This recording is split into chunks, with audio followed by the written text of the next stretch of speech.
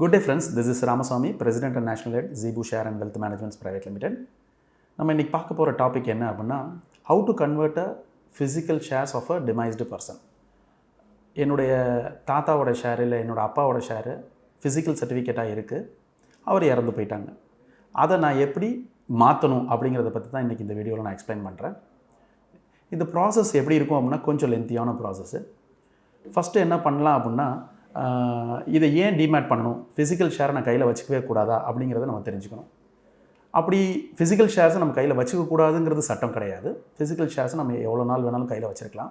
ஆனால் மார்ச் 27, 2019 செபியில் ஒரு ரூல் போட்டாங்க. என்ன அப்படின்னா ஃபிசிக்கல் ஷேர்ஸை ட்ரான்சாக்ட் பண்ணக்கூடாது அப்படின்னு சொல்லிட்டு டிமெட்டரியலைஸ் பண்ணி தான் ட்ரான்சாக்ஷன் பண்ணணும்.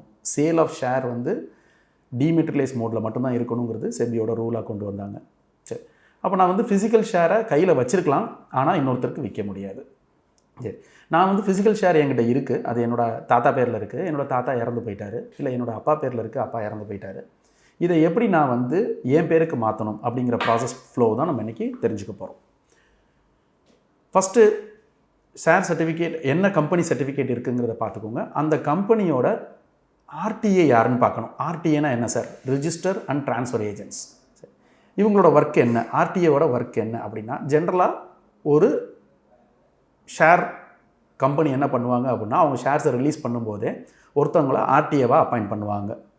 அவங்களோட ரோல் என்ன அப்படின்னா மினிமம் 1 lakh ஷேர் ஹோல்டர்ஸ்க்கு மேலே இருந்தால் கம்பல்சரி RTA அப்பாயிண்ட் பண்ணியே ஆகணும். ஸோ அவங்க என்ன பண்ணுவாங்க, ஒரு எக்ஸ்டர்னல் ரிஜிஸ்டர் அண்ட் ட்ரான்ஸ்ஃபர் ஏஜென்ஸை அவங்களுக்கு அப்பாயிண்ட் பண்ணிக்குவாங்க. அவங்களோட ரோல் என்ன, ஜாப் என்ன அப்படின்னு பார்த்தா இந்த ஷேர் ஹோல்டர்ஸோட டீட்டெயில்ஸு, இந்த ஷேர் ஹோல்டர்ஸ்க்கு போகிற டிவிடெண்ட்ஸு, ரெக்கார்ட்ஸு, யார் பேரில் இருக்குது, என்ன அட்ரஸ் இருக்குது, சேஞ்ச் ஆகிருக்கு, என்ன சேஞ்ச் ஆகிருக்கு, ISIN நம்பர் என்ன, இந்த மாதிரி ரெக்கார்ட் கீப்பிங் ஏஜென்சி தான் நம்ம RTAன்னு சொல்கிறோம், ரிஜிஸ்டர் அண்ட் ட்ரான்ஸ்ஃபர் ஏஜென்சின்னு சொல்கிறோம். ஒரு பர்டிகுலர் ஷேரை எடுத்துக்கிட்டோம் அப்படின்னா அந்த ஷேரோட RTA யாருங்கிறத நம்ம சர்ச் பண்ணலாம். அது ரொம்ப சிம்பிளாக நம்ம வந்து கூகுள்லேயே சர்ச் பண்ணிட முடியும். நான் ஒரு எக்ஸாம்பிளுக்கு எடுத்துக்கிறேன். இப்போ சிட்டி யூனியன் பேங்க் ஷேர்னு எடுத்துக்கோங்க. அதோட RTA யார் அப்படின்னா இன்டகிரேட்டட் என்டர்பிரைசஸ். ஸோ நம்ம என்ன பண்ணணும் அப்படின்னா இன்டகிரேட்டட் என்டர்பிரைசஸ்க்கு நம்ம first we need to write a letter. நம்ம வந்து நான் என்கிட்ட வந்து இந்த ஷேர் சர்டிஃபிகேட், அந்த ஷேர் சர்டிஃபிகேட் காப்பியை வச்சு இந்த ஷேர் சர்டிஃபிகேட் என்கிட்ட இருக்குது, நான் வந்து இந்த ஷேர் சர்டிஃபிகேட், இந்த பர்சன் வந்து இறந்து போயிட்டாங்க, இந்த ஷேர்ஸை நான் எனக்கு மாற்றிக்கணும் அப்படிங்கிறத நம்ம வந்து ஒரு லெட்டராக ரைட் பண்ணோன்னா அவங்க ரிப்ளை பண்ணுவாங்க. அதோட ப்ரொசீஜர்ஸ் என்னென்னங்கிறது, ஜென்ரலாக என்னென்ன ப்ரொசீஜர்ஸ் இருக்குங்கிறத நான் எக்ஸ்பிளைன் பண்ணிடுறேன். ஒன்று, அந்த ஷேர் சர்டிஃபிகேட்டில் நாமினி இருக்கான்னு பார்ப்பாங்க. ஜென்ரலாக சர்டிஃபிகேட் மோடில் இருந்தப்போ, அதாவது நம்ம இப்போ பேசுகிறதே வந்து ரொம்ப பழைய ஷேர்ஸு, அப்பா பேரில் இருந்து தாத்தா பேரில் இருந்தது நான் கவனிக்கல இப்போ அப்படிங்கிறதுனால நாமினி இருக்கிறதுக்கான வாய்ப்புகள் ரொம்ப குறைவாக தான் இருக்கும். ஸோ நாமினி இல்லைங்கிற பட்சத்தில் அவருடைய டெத் சர்டிஃபிகேட் நம்ம கம்பல்சரியாக தேவை. ரெண்டாவது, அவங்களோட லீகல் ஹையர் சர்டிஃபிகேட் தேவை. மூணாவது, சக்சஷன் சர்டிஃபிகேட் தேவை. சக்சஷன் சர்டிஃபிகேட் நீங்கள் கோர்ட்டில் போட்டு தான் வாங்க முடியும். அப்படி இல்லை அப்படின்னா அவர் எழுதி வச்சுருக்க உயில் ரிஜிஸ்டரான வில் இருக்கான்றதை பார்க்கணும். ஸோ இந்த 4 பாயிண்ட் வந்து நம்ம இந்த நேம் ட்ரான்ஸ்ஃபருக்கு ரொம்ப முக்கியமான விஷயமா இருக்கும், அதாவது இறந்து போனவங்க பேரில் இருக்கிறதுக்கு. ஸோ இந்த 4ஐயும் நம்ம எடுத்து வச்சுட்டு அந்த RTAக்கு நம்ம வந்து ஒரு லெட்டர் எழுதணும் அப்படின்னா அவங்க இந்தந்த டாக்குமெண்ட்ஸ்லாம் எங்களுக்கு அனுப்புங்கன்னு சொல்லி அவங்க திருப்பி ரிப்ளை பண்ணுவாங்க. நம்ம அவங்க கேட்குற டாக்குமெண்டேஷன்ஸை இந்த ஷேர் சர்டிஃபிகேட் ஒரிஜினல் சர்டிஃபிகேட்டோட நம்ம அனுப்பிச்சோம் அப்படின்னா நம்ம யார் பேருக்கு மாற்றணும். ஃபார் எக்ஸாம்பிள், இப்போ வந்து ஒரே ஒரு சிங்கிள் லீகல் ஹேயர் தான் இருக்காங்க, என்னுடைய அப்பா இருக்கார், நான் ஒரே ஒரு பையன் தான் இருக்கேன், வேறு யாருமே அதுக்கு லீகல் ஹேயர் இல்லை அப்படின்னா என்னோடய சிங்கிள் நேமுக்கு நம்ம மாற்றுறதுக்கான ப்ரொசீஜருக்கு நம்ம அப்ளை பண்ணோன்னா உடனே என் நேமுக்கு அந்த ஃபிசிக்கல் சர்டிஃபிகேட்டை முதல்ல மாற்றி அனுப்பிச்சி விட்ருவாங்க.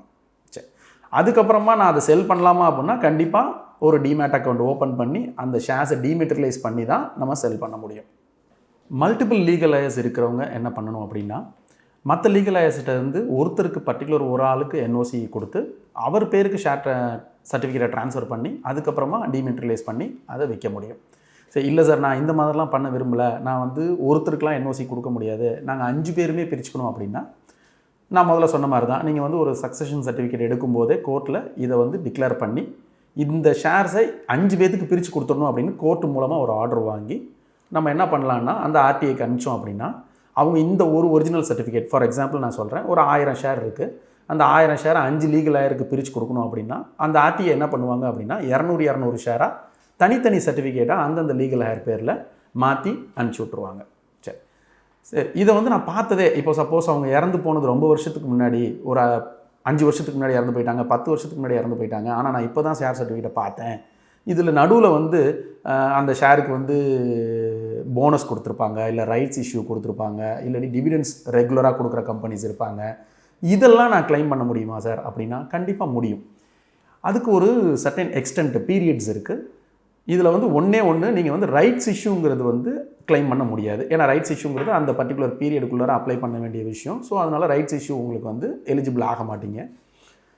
ஆனால் போனஸுங்கிறது வந்து கண்டிப்பாக எலிஜிபிள் ஆகும். ஸோ ஃபார் எக்ஸாம்பிள் ஒரு ஷேர் வச்சுருக்கவங்களுக்கு ஒரு ஷேர் போனஸ்னு அந்த கம்பெனி அனௌன்ஸ் பண்ணியிருந்தாங்க அப்படின்னா, உங்கள் கையில் 1000 ஷேருக்கான சர்டிஃபிகேட் இருந்ததுன்னா ஆட்டோமேட்டிக்காக அது 2000 ஷேராக கன்வெர்ட் ஆகிடும்.